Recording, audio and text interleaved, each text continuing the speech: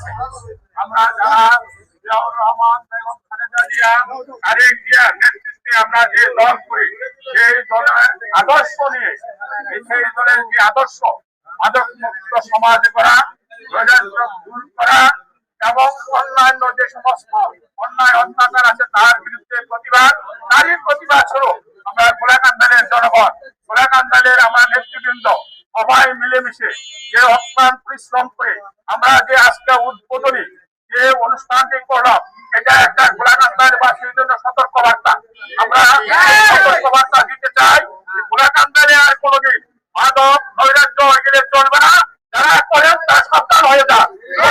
রহমান ভূঁইয়া দিব এগুলিকে প্রশ্রয় দিবে না এবং স্বপ্নের রূপগঞ্জ পুরা সত্য যেটা রহমান ভূঁইয়া সেই রূপগঞ্জ সত্য করার জন্য যত রকমের পরিশ্রম লাগে, যত রকমের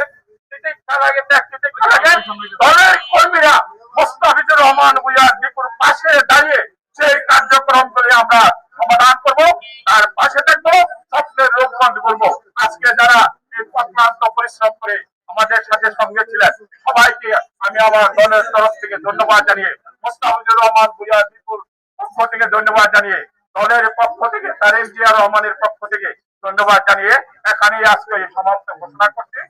শোনা হবে বাংলাদেশ জিন্দাবাদ, মোস্তাফিজুর রহমান ভূঁইয়া জিন্দাবাদ, তারেক জিয়া জিন্দাবাদ।